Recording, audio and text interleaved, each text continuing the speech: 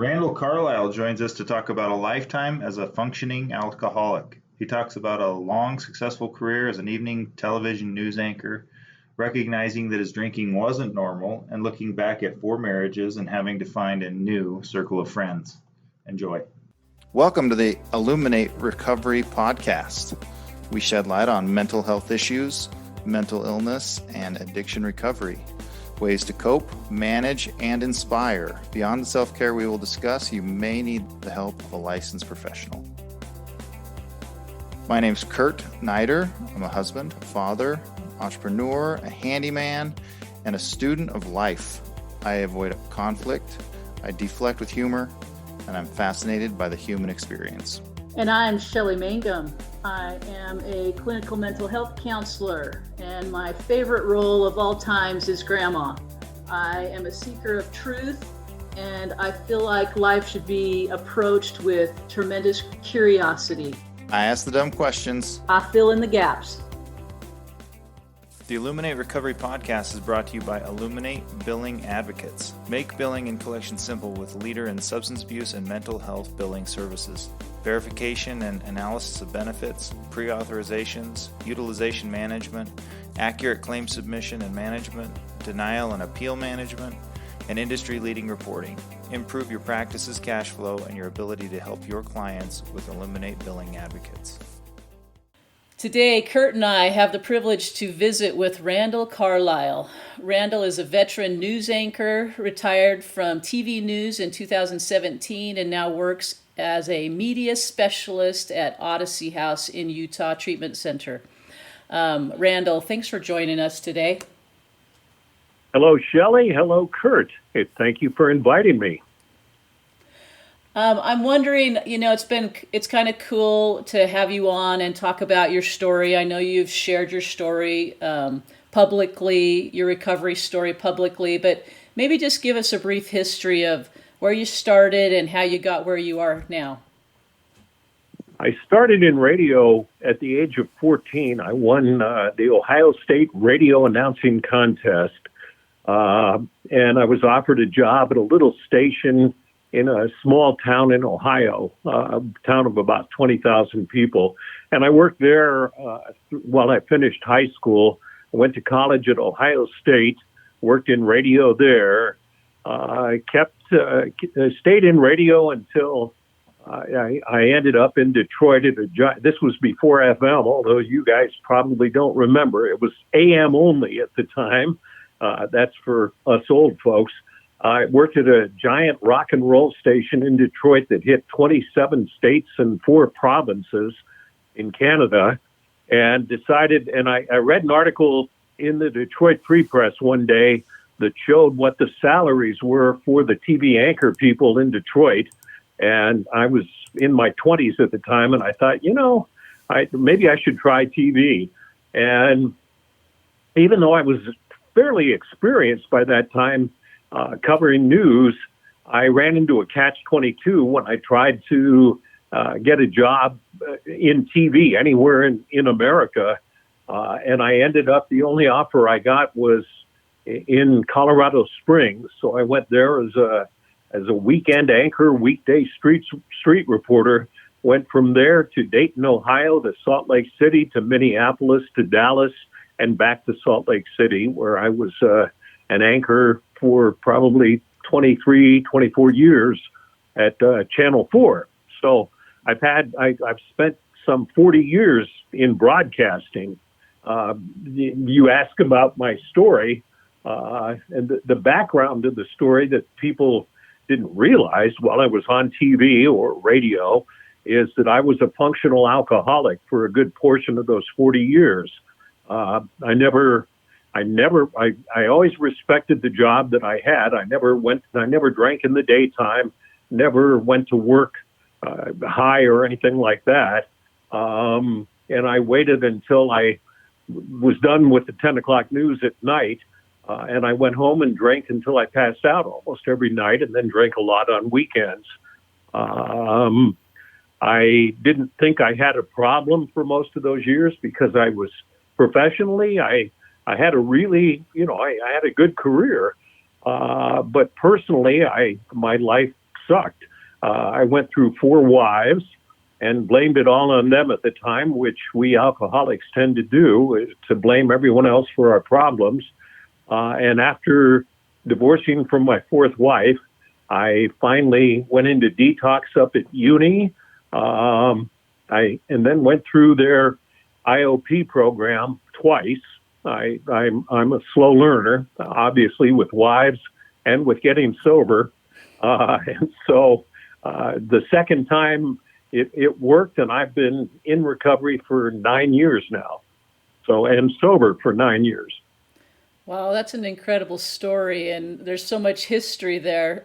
And it seems as though you can have a sense of humor about it now. So you've probably been through enough recovery that you can maybe laugh and look back and have, not so much trauma. Well, the first one of the things they suggested in the uni program is that we go to AA meetings, and I think one of the hardest things I had to say, if anybody familiar with AA meetings, when you introduce yourself and go, "Hi, I'm Randall, and and I had the hardest time saying I'm Randall and I'm an alcoholic, and it really took it took a long time for me to say that and admit it, and now I can look back, and I do have a sense of humor now because it's a medical issue, it's a disease, and I wouldn't have any problem saying, "Hi, I'm Randall and I have cancer or I have diabetes," but everybody, I think there's still quite a bit of stigma around being a drug addict or an alcoholic, and I think it's helpful to have people in a visible position like me to be able to come out and say, "Yeah, I'm an alcoholic in recovery, and I'm not embarrassed about it or anything else." But it sounds like for years you had a lot of shame around it and a lot of challenges around it. How did you make that transition to where you can own that and you can say, "This is just part of my life and doesn't define who I am"? But that wasn't always the case. No, it took years for me to, obviously, it took me decades. I mean, my wives would say, "You're an alcoholic and you need help." And I'd say, "No, I'm not an alcoholic. I just drink a lot."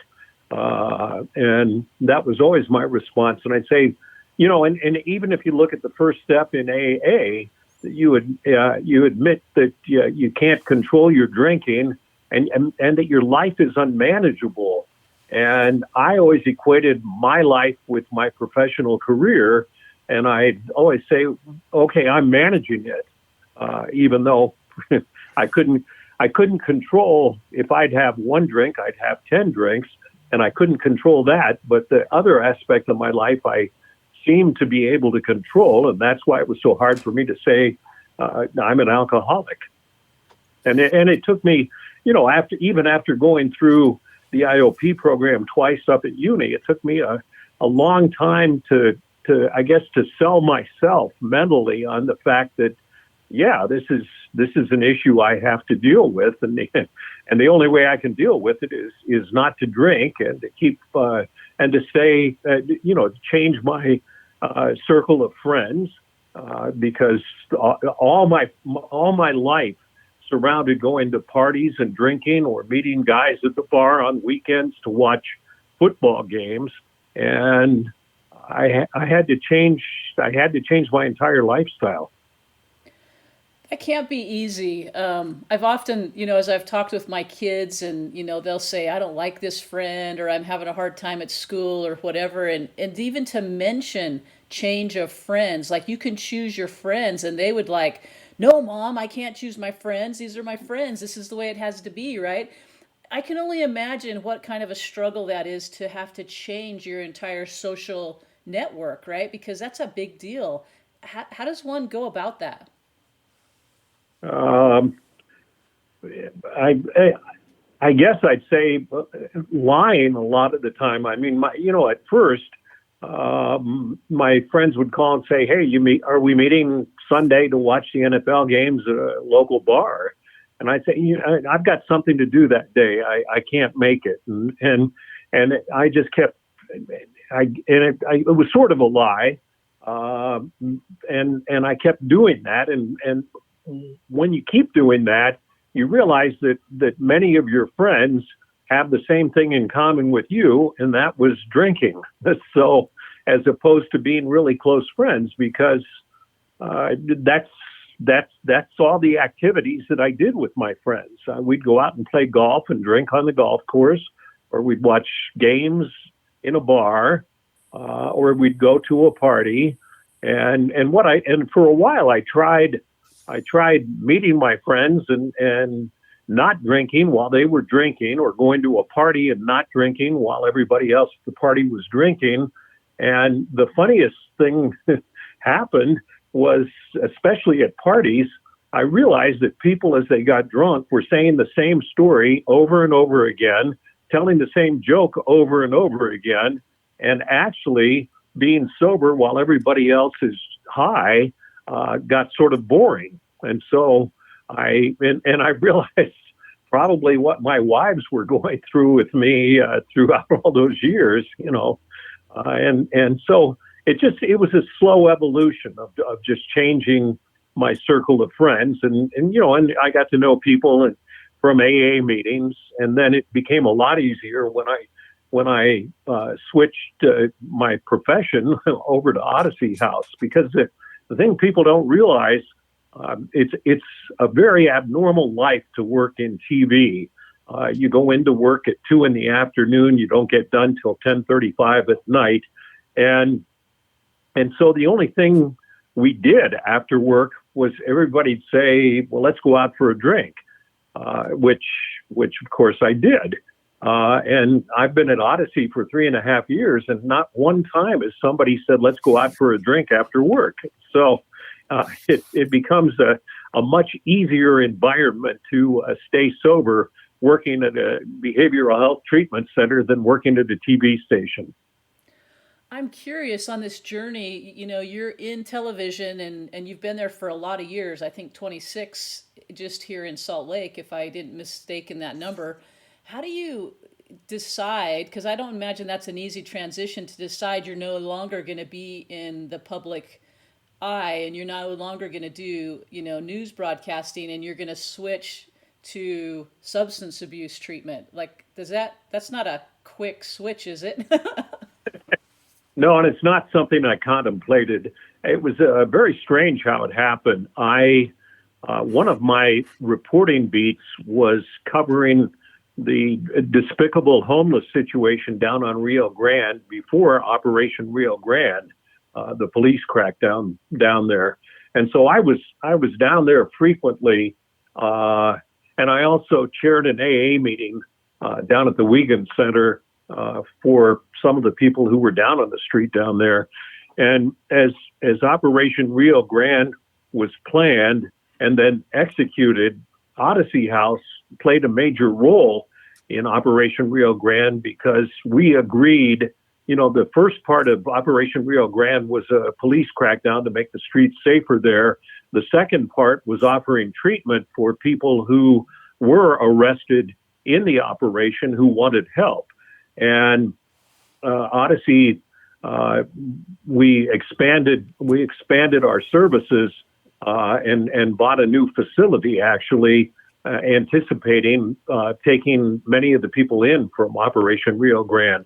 And as a result, while I was covering that for Channel 4, I got to know some of because there were a lot of news conferences at Odyssey House or with then House Speaker Greg Hughes, and so I just got to know the people at Odyssey House, and the person in charge of sort of strange, the person in charge of marketing as well as admissions in our Martindale clinic, Callie Maurer. I got to know her. Well, I actually got to know her again. This is what makes the story sort of funny. Is at the time, which wife was it? It was my fourth wife. Her kids, when they were younger, went to Juan Diego, and I participated in some of the activities, going to plays and choir concerts and stuff like that. And Callie, who is my boss now, was in Juan Diego at the time and was a friend of my fourth wife's kids. So So the person that I knew as a kid in Juan Diego High School hired me at Odyssey House. Anyway, they offered me a job, and I had 2 years left on my contract at Channel 4. And by then, the management at Channel 4 knew that I was a recovering alcoholic and wanted to stay sober.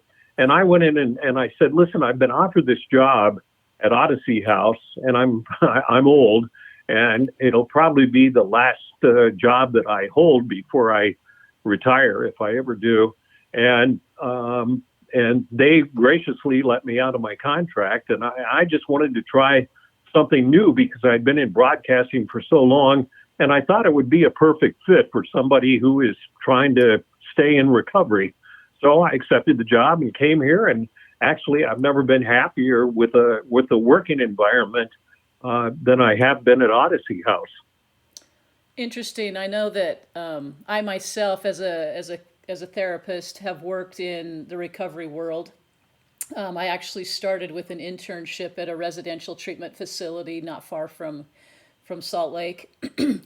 And I found it really interesting how supportive that environment was, right? Because everybody's trying to heal and you're trying to learn these new skills. And as a therapist, I'm trying to teach new skills. And it just becomes this really great environment. I'm assuming that's some of what you're talking about at Odyssey House.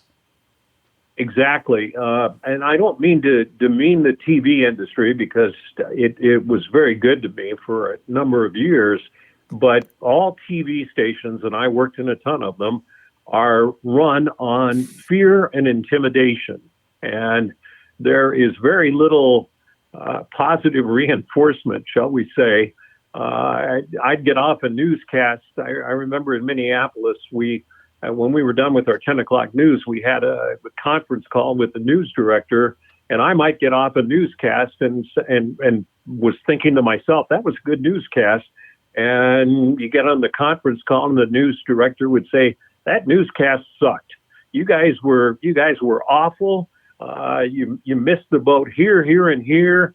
And it was always like that. And in TV news, there's always somebody who wants your job. So there's a lot of backstabbing. There's not a lot of honest camaraderie. And as you note, in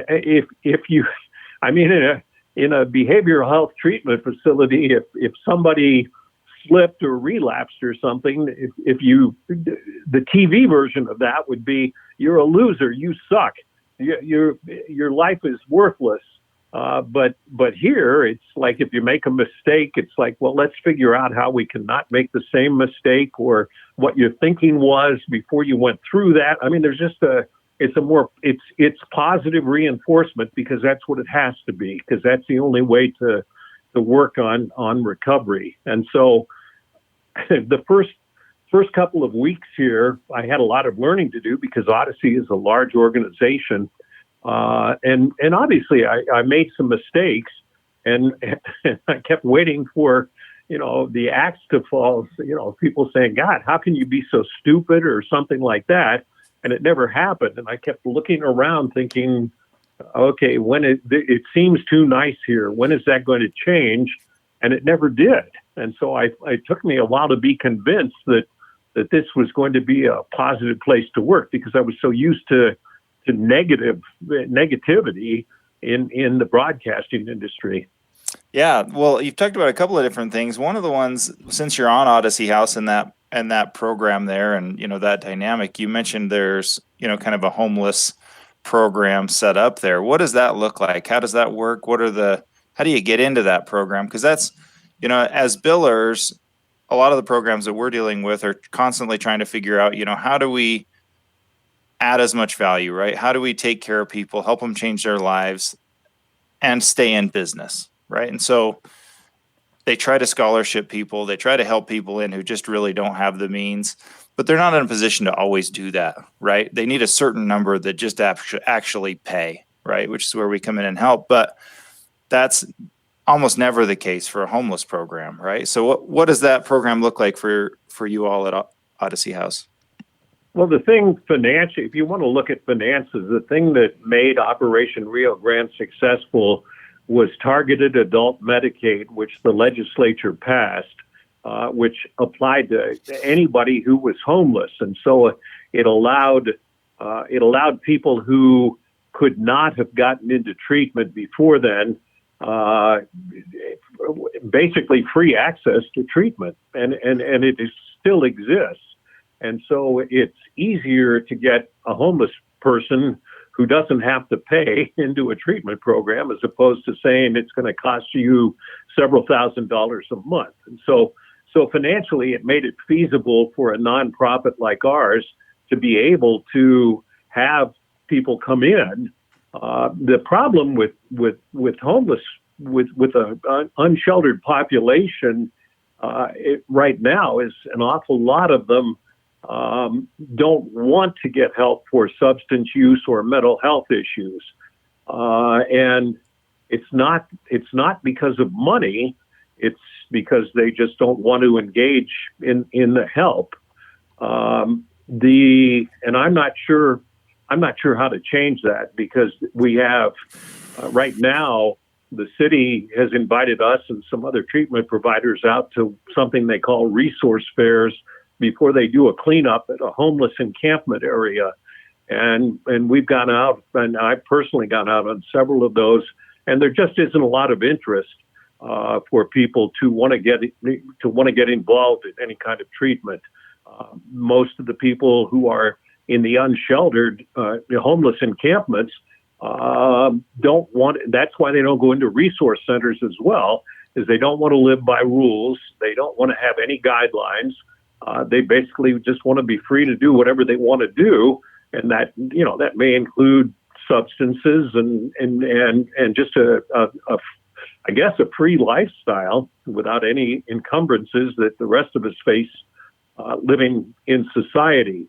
For those who do want to, in answer to your question, Kurt, for those who either are court ordered into treatment or who voluntarily want treatment, success has been amazing. The first year, we did some studies on the people who came in from Operation Rio Grande, and I got to view it from both sides. If you think about it, I was down there from a news perspective, saying this is a hellhole down here. This is terrible.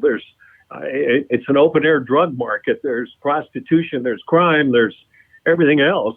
And if you would have asked me before I started to work at Odyssey if any of these people would have succeeded through a treatment program, I would have said no. But the strange thing, after a year of Operation Rio Grande being enacted, the people who came in from Operation Rio Grande actually had a higher completion rate in our program than people who came in through other means, whether it was voluntary or coming from jail or whatever. But the people who did come in succeeded very well, and which surprised me. And some of them, a person we just hired in our marketing department named Amy Daschel, and she tells her story frequently to other people. She lived on the streets down there for over 2 years, and she wanted treatment, and she actually walked into a couple of places like Odyssey and House of Hope and was told, first of all, we have a waiting list. Secondly, this is what it will cost you. And she couldn't get in, and she wanted help. So when Operation Rio Grande began, she was one of the first people arrested, and was instantly, because of targeted adult Medicaid and Operation Rio Grande, was offered treatment at House of Hope. And she has been clean ever since, has been in recovery, in long-term recovery, and she was, at the time, seemingly a hopeless heroin addict. And she is so successful and so significant in the recovery community now. And it was because she was afforded this opportunity that she wouldn't have had before. So it was and there are a lot of amazing stories like that. And it's because they were offered the opportunity or forced into the opportunity. I've heard somebody the other day call it legal leverage. is how some people came into treatment programs, not just ours. And First Step, some of the other nonprofits have helped an awful lot of people get off the street, but there's still a huge, significant problem out on the streets. I'd say 95% of the people who are homeless have a combination of trauma, mental health issues, and substance use issues that they need help with. But you can't force people to do something they don't want to do. Yeah. The other thing that we see in a lot of our programs where individuals still have some kind of a support network is there's still kind of this transition, right? Where they've got to get through treatment, but then there's this rebuilding of life that takes more than 45, 90 days, right? It's, whether they do that through a sober living or they have a place, with family or friends where they can land for a minute. Not only do they have to rebuild those friendships like you did, but many of them, since they haven't been functioning, they've got to relearn how to have a job. They've got to relearn how to have an income and all those kinds of things. And I imagine that would be a lot more challenging with this group where there's an extended period of, joblessness in addition to the homelessness. What does that process look like for this group? Well, our goal is to, and our programs, one of the reasons people don't like to come into Odyssey House is our programs are longer than most in terms of residential care. And I'd say the average person stays 3 to 5 months here in residential care. It's been quantified that the longer you stay in a treatment program, the better your chances of success are. And then our perfect storm, or perfect heaven, maybe I should call it, for a person going through a situation like that would be before COVID. We had a work program where we get people involved so that they would have a job when they got out, and that they would. And we also own a couple of transitional sober living housing projects so that you would have a job and you would have housing when you get out. Because you're right, Kurt. I mean, if you don't have a job and you don't have housing, you're going to go right back to where you were before, and you're going to be around the same kind of people. And unless you're extremely strong, you're going to go back to your old lifestyle. And so the goal would, I had it easy. I shouldn't.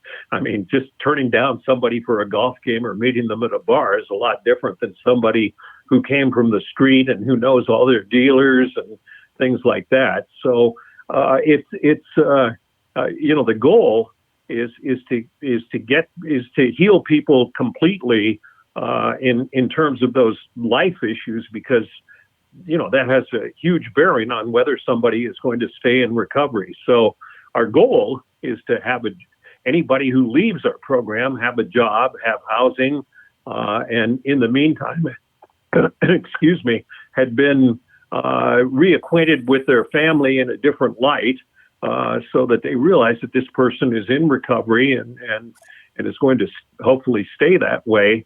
And then also there's a lot of follow-up. There's so many recovery groups now, and this is one of the things I urge people to do in AA meetings or any place else. It's not just 12-step meetings. There's USARA, which is a wonderful organization that helps people hook up socially with other people in recovery. There's I can't remember them all. There's FTR, Fit to Recover, which is a sober gym.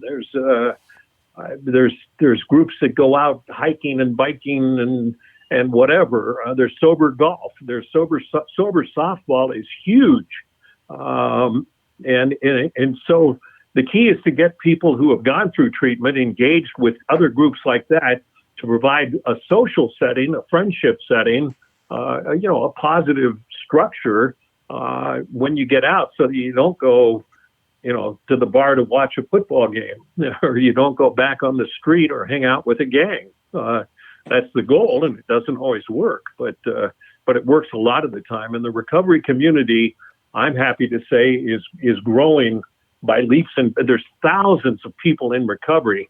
Not everybody talks about it, so your friend or your neighbor may be in recovery and you may not know. But there's so many of these groups now, and people are actually having fun. One of my biggest problems, and was can I still have fun without drinking? That was a huge issue that I had to face, and so I like to play golf. I'm terrible at golf, but I like to play. And in the old days, I'd use it as an excuse to. I mean, there's a couple of sports that you can drink and call it a sport. One is bowling, one is golf, and so I used to use that as an excuse to drink all day. But I play sober golf now, and I'm not any better or any worse than I was when I was drinking, but I'm not tempted to drink because I play golf with a bunch of other people who aren't drinking. So that's the key, I think, is just readjusting your life, whether you come from the streets or whether you come from a professional position. It's just hanging around different people, doing different things. Well, Randall, you've kind of talked about your social network and how that's changed and how you've moved into, sober friends and sober activities and how that fits in. What are some of the other key pieces that you utilize for your recovery or your living, right? What are those key elements that really help you stay in recovery? One, I think you have to use a lot of, there's a lot of people, myself included, who after a number of years of sobriety, you stop thinking about it as much. I mean, in the early days, I'd think about, I'd really like a drink, or and I don't think about it that much. And I find that to be dangerous when you stop working on yourself. I still meditate. I still have my form of prayer, and I still go to AA meetings because one of the values of an AA meeting to me is to hear.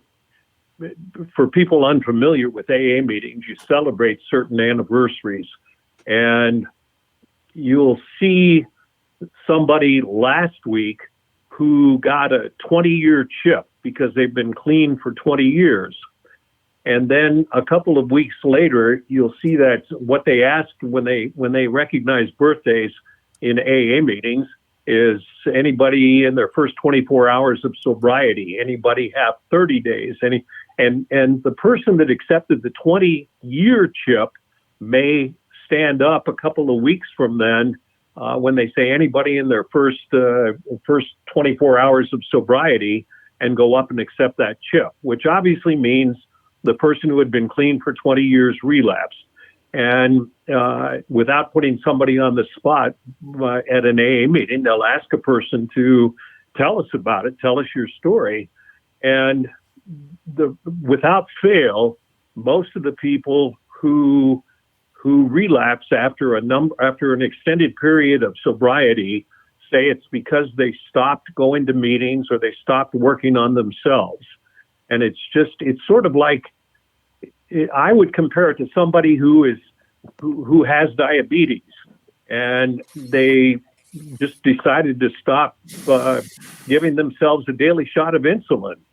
And then all of a sudden they start suffering these horrible physical problems. And it's because they stopped, their daily routine of what it takes to deal with the disease. And I think it works the same whether it's drugs or alcohol, that you have to keep working on yourself and being cognizant of the fact that you have this disease. And it's a lifelong, complicated disease that can just spring out of nowhere because I refer to it as an alcoholic brain. It's a stupid, and I don't know why it works the way it does. But I remember the last time I relapsed was after 9 months of sobriety, after I'd gone through the first time around, going through the uni IOP program. And for some reason, I told myself, I think I could probably have one beer. And I went to the bar and I ordered one beer, and I said, and then my brain really kicked in, and I can't explain it because I'm not a doctor. my brain said, well, you're okay after one beer, so you can probably have another beer. And it kept going like that. And that's what I describe as my alcoholic brain. And I ended up having probably 15 or 20 beers that night. And I realized it's just something that I have to deal with the rest of my life. The same way, if you were a diabetic and you stopped taking your insulin, your body would tell you pretty soon that you're getting sick. So it's the same thing I have to do. And I'll have to do it for life. But you have to remember that you have to do it for life. Does working at Odyssey House, does that help you stay in your, on your recovery track? Because I hear a lot of people say, where I work can't be my recovery. So what's your take on that? Well, I think that would be true in a lot of cases, that where I work can't be my recovery, but it certainly keeps me mindful working at a treatment facility and what people have to do to stay in recovery. So I guess in a way I'm getting paid for free treatment. Nobody talks to you. I mean, people here at Odyssey don't say, did you have a drink, or how's your life going, or anything like that. But when the whole focus of the place where you work is treatment, it's pretty easy to stay mindful of your own treatment.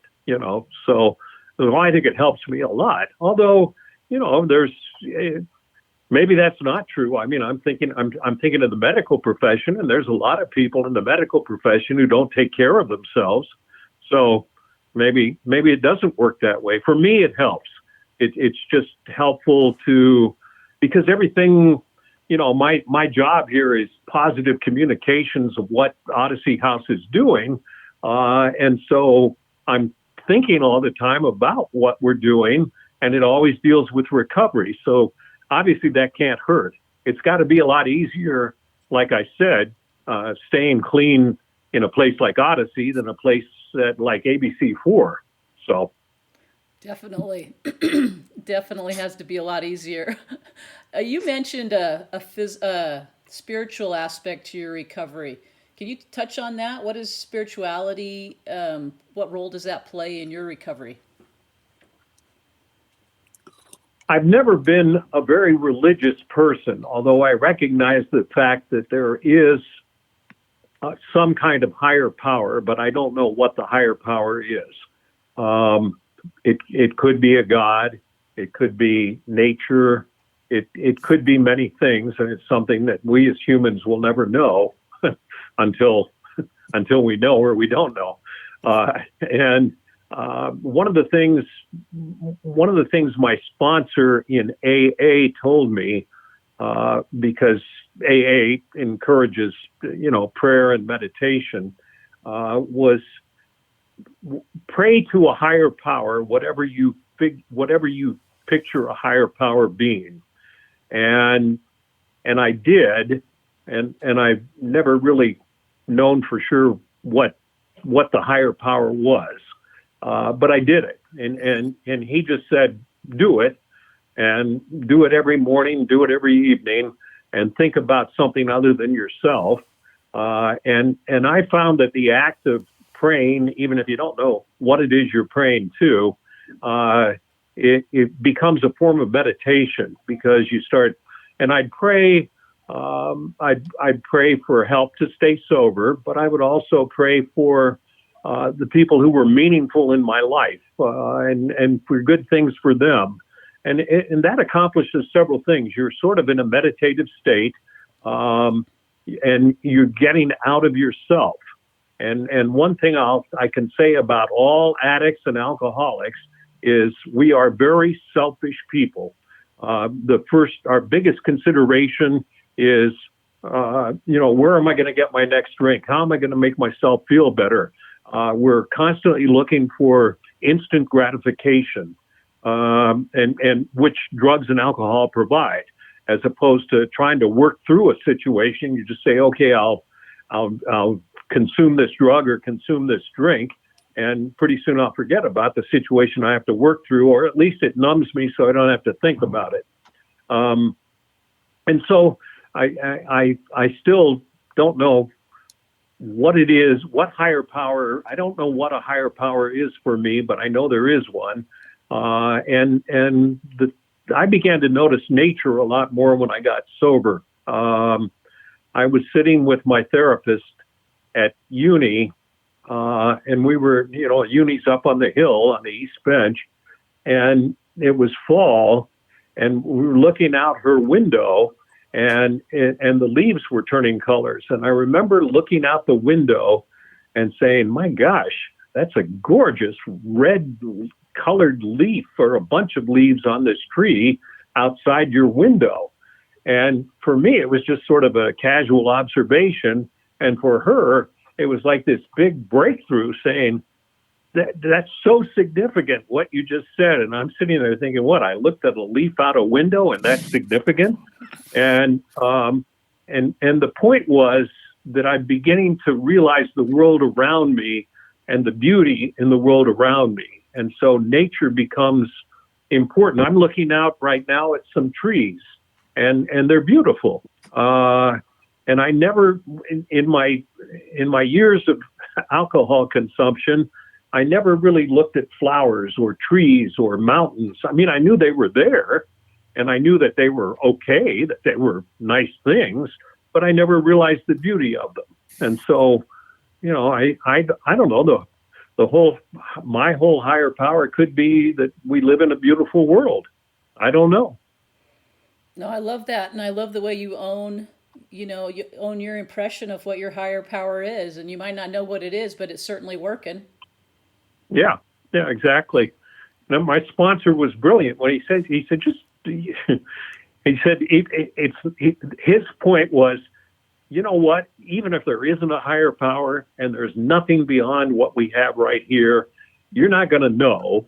And you're not going to know whether this higher power is listening to what you're saying, but the act of what you're doing is going to make you feel better, and it's going to help you. So one way, the bottom line is it's not going to hurt you. So why not give it a try and just see if it works? I love that. Yeah, it's kind of a different kind of connection, right? We as we go through recovery, we kind of have to learn to actually connect with people in meaningful and true ways, and that's kind of a different form of connection, right, with nature. One of the things that you also talked about is, obviously for you, you're a TV persona, right? I mean, all addicts tend to compartmentalize, right? And they've got this front that they show to the world, and then the rest that they kind of hide and shrivel away with. As you've had to make that change, in some ways that's probably been more public than for, a lot of other people.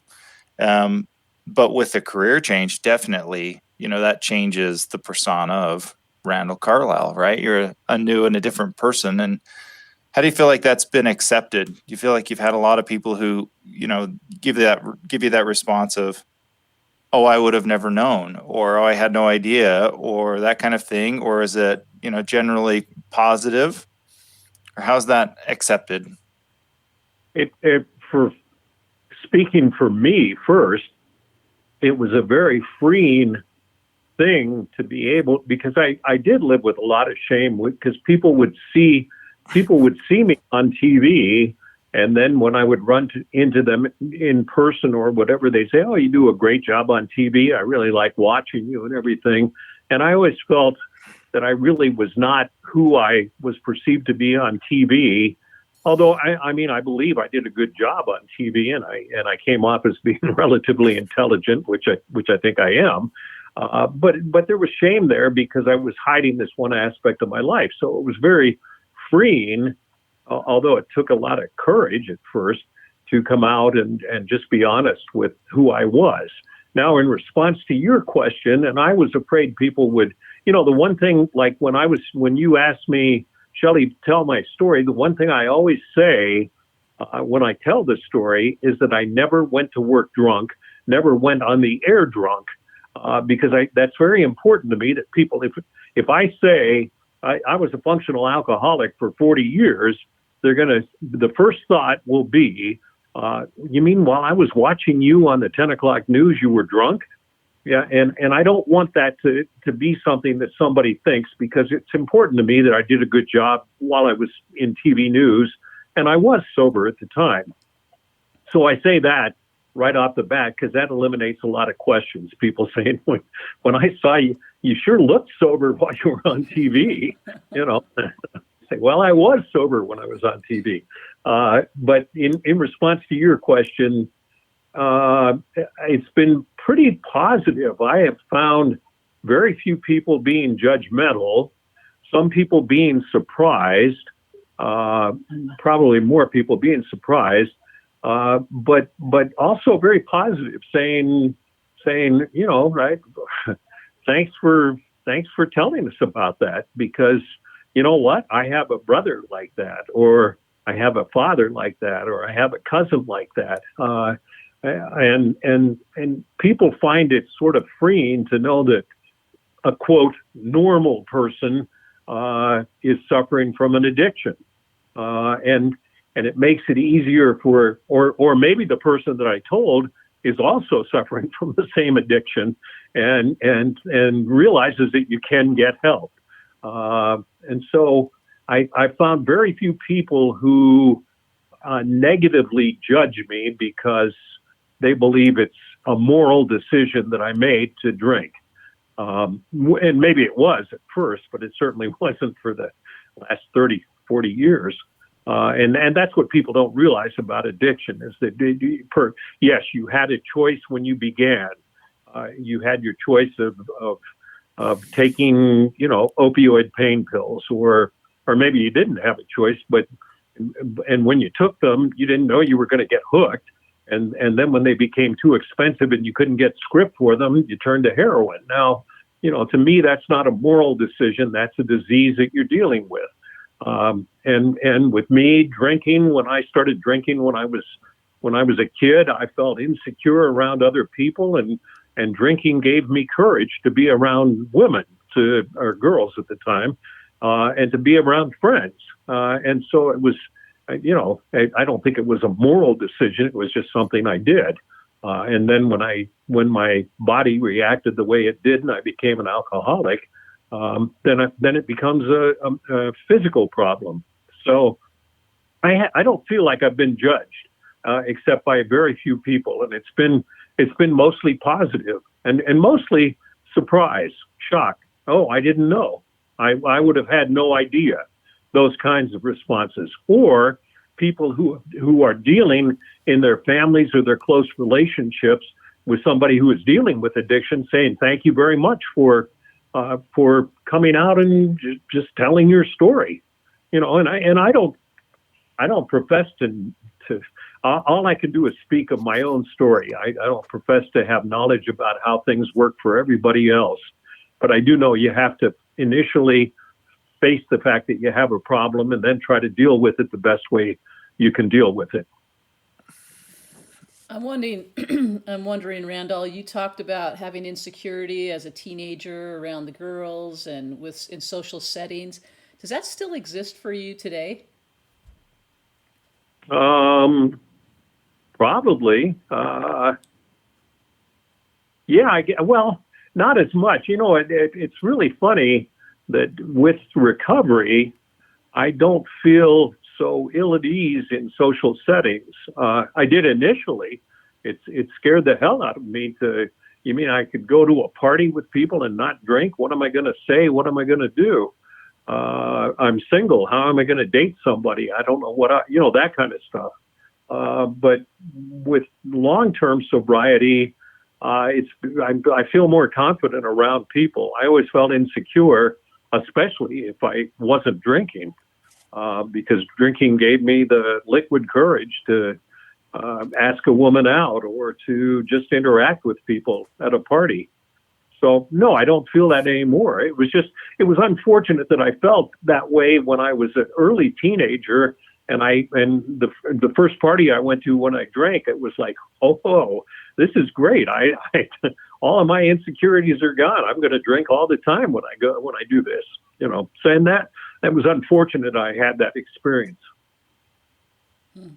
Well, very positive and rewarding, right? Is wow, I'm a ladies' man now. I'm putting words in your mouth, but but I feel pretty good in this setting now. If I'm under the influence. Exactly. And it was, I just felt I was a lot, I don't know, I felt I was better looking, a better talker, a better everything when I drank, which obviously wasn't the case. I'm still the same person, but I probably don't tell the same stories over and over again like I did when I was drinking, and I'm a lot more honest now, because the problem with being an addict or an alcoholic is that you start lying about so many things to hide your alcoholism or your drug addiction, and lies build upon lies, and pretty soon you can't remember who you told what about, where you were, what you did, that kind of stuff. And it's really freeing to be open and honest, because you don't have to tell lies, and it's nice. It's a good way to live. I would suggest it for everyone if they so choose. Yeah, it's awesome what you're doing. You mentioned the stigma, and I think really the only way to work through the stigma, because it's an individual problem, right? This is a problem that is, I don't know how we solve it as a community. I don't know that that's really possible, right? I think it's a lesson that we all have to learn at some point in life. Some people, I think, are lucky to dodge it entirely, or learn some of those emotional lessons with a different addiction or some, lower variant. So I think it's great that you're out there shining positivity about that. I know we're going to get involved next week with Alema Harrington's golf, thing. And so it's, his was similar, right? When I started to see some of his information come out, it was like, this mind blown thing where, for me, I grew up as a BYU fan, and so there's even another layer of stigma there when you throw some religion and all that kind of stuff on it. And Sure. so it's really awesome. I think it's great to see you guys out there, and specifically you doing good. I think the homeless thing is a huge problem, right? And mental illness, no question, is a major factor there. And so, stigma reduction and creating those opportunities for those individuals is really amazing. So kudos to all of the work that you're doing there, and with Odyssey House. I might say Alema is a good buddy, because he and Casey Scott and I are like the triumvirate of well-known people who have come clean about their addiction or their alcoholism, and we're all reasonably good speakers, and we have occasion to be at places where all of us speak together. And you're right, there's a similarity, and I think it's significant that people like that, and it shows you, to me, I was lucky. I never lost a job because of my alcoholism. Alema lost a great job at Channel 5, lost his family, everything else, because the addiction was so overpowering. Casey Scott was given, 2 or 3 chances, once at Channel 2, once at Channel 5, and screwed up both of them because he kept drinking and getting DUIs. And I'm not speaking out of turn. They talk about it all the time, but it shows you how strong an addiction can be. Because it's like, I've lost everything. I've lost a 6-figure salary. I've lost this visible job. I've lost you being a BYU fan, Kurt. You say, my God, Alema Harrington, how could that be? But it really makes a difference when people like that, speak out, and it humanizes it for everyone. It humanizes it everyone, for everyone. And I think part of the value of it is there's, we expect some lessons to come from parents, right? Or religious leaders or teachers or whatever, right? But for, the three of you, right? Somebody who's out there in the community involved with things that are not necessarily just parental, right? The same thing with celebrities, right? There's like Macklemore, and there's a bunch of guys that are, really kind of cool, where I think if that message can get out there especially with younger people early on, to realize, there is a different way, right? If you would have gone into that first party with the understanding of like, okay, there's going to be alcohol here and the cool kids are going to be doing it, and I can try it, right? But this understanding that I'm going to have inhibitions be freed, and it might be really fun, but there is also a dark road, right? There is this potential fallout that comes from it, and kind of have a little bit of an emotional foundation around what all of that potentially can turn into, and that all of those joys and those connections and those kinds of things can happen without substance or whatever. Then I think there's so many years of people's lives that can be saved, right? So many relationships that can be supported. So I think it's awesome, right? I think it's kudos to you for doing that. Well, people have images of like AA meetings, a bunch of old guys sitting around smoking cigarettes and drinking coffee in a dark room. And what I'm seeing more and more here at Odyssey and other treatment facilities and AA meetings is a much younger group of people who are recognizing a problem at an earlier age, and they're seeking treatment in their 20s or in their early 30s. And I wish I would have recognized it at that point in time. You make a wonderful point. I mean, my years were productive, but would I have gone through 4 marriages? Probably not. How productive could I have been? Could I have been Peter Jennings at ABC? I mean, I've asked myself questions that before that, because obviously my alcoholism held me back somehow, personally and probably professionally. So, but it's really encouraging that young people, I mean, when I get to know young people at meetings or here at Odyssey or something, I talk to them a lot, saying, kudos to you, because you're dealing with this at such a wonderful age, because you've got 60, 70 years left in your life, and they're going to be a lot better, than they have. And it could just be that it's not a function of, oh, you could have done more, right? Because you've had a great career. You've had an outstanding career, right? And relationships fail regardless of addiction, right? That happens all the time. That's not necessarily a problem. But there are levels of contentment, right? There are just levels of like peace and I don't know all of the right words, but just being okay with who you are, right? That could have happened over the years, that could have added some depth to life or whatever, right? I don't come at it from the attitude of saying that you've done anything wrong or necessarily missed out. It's just that next level of emotional kind of contentment for me that I think is valuable. You bring up a wonderful point, and and I've never even thought about it before, but I was never very peaceful or content throughout all those years. And I am the most peaceful, the most patient, the happiest, not in a yuck kind of way, but in a just a contented kind of way that I've ever been. So your point is, you're right. I may have gone through 4 wives and done the same jobs, but I would have been happier doing it. Yeah. Randall, it's super exciting to have you on our show and to share your story. I love that you're very out there in public's view to share your story and, de-shame that disease of alcoholism and drug addiction. I think it's huge. What's in the future for you? I mean, I know you said, you're older and you're not sure, maybe you'll do this forever, but do you have any plans?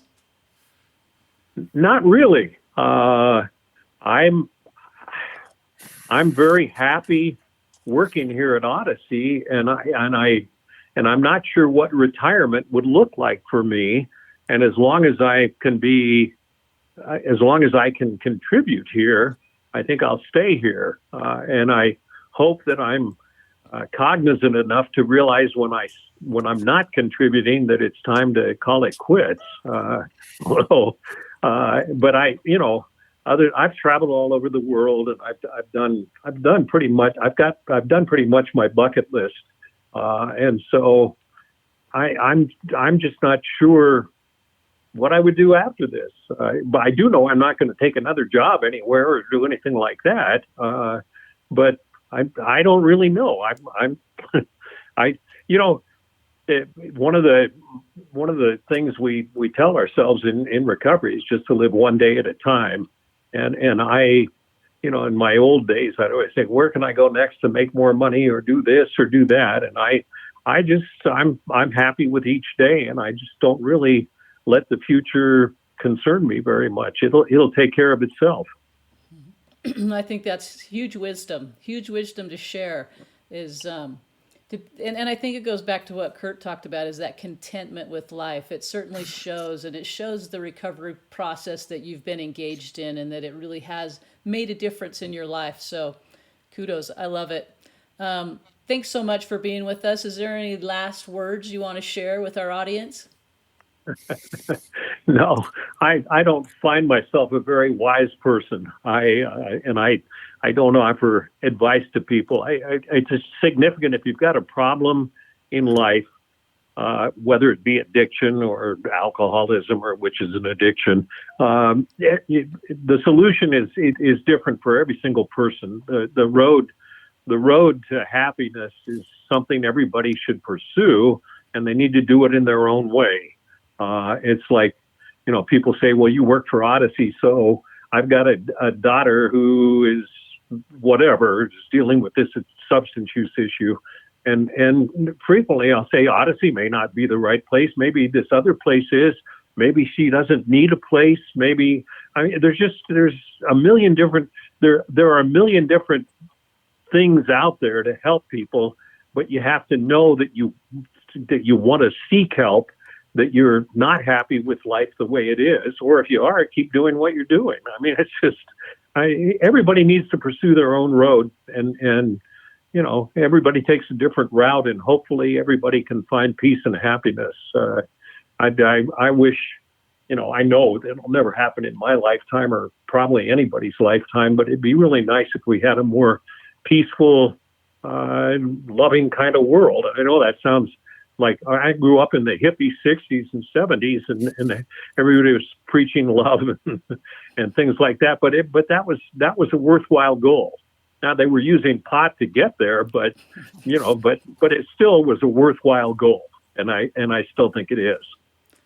No, I couldn't agree more. I think we're making progress towards it in a lot of areas, and sometimes it feels like we're going backwards. But I could not agree more. I was talking to somebody today, and we were talking to somebody today and yesterday even, that their whole goal was to make sure that people are seen, that they're understood, and they're loved. And if that's the only thing they accomplish, then they feel like they've done a good thing. And I can't agree more. I think that's what you're sharing. So I agree. Thank you for having me on. I appreciate it. Thank you, Randall. Hey, it's been thanks, fantastic. Randall.